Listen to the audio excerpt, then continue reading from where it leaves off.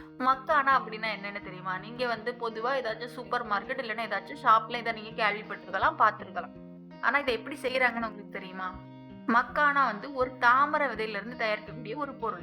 முதல்ல தாமரை பூத்து அதிலிருந்து ஒரு காய் காய்க்கும். அந்த காய்க்குள்ள நெறைய சீடு இருக்கும். அந்த சீட வந்து தண்ணீல இருந்து எடுப்பாங்க. இத மேக்ஸிமம் பீகார், அசாம், மேற்கு வங்காள பகுதிகள்ல நீர்நிலை கொஞ்சம் அதிகமா இருக்கும். அங்க இருந்து தான் எடுப்பாங்க. இப்படி சேகரிச்ச விதைய சில நாட்கள் வெயில்ல வச்சு காய வைப்பாங்க.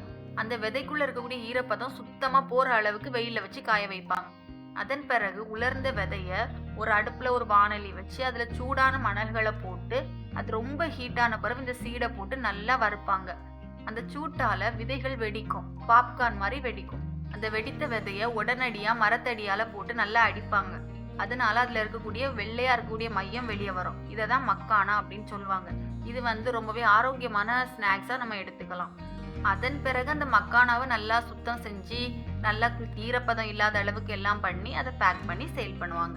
இப்படிதான் நமக்கு வந்து மக்கானா கிடைக்குது. தாமரை விதையில இருந்து தான் கிடைக்குது.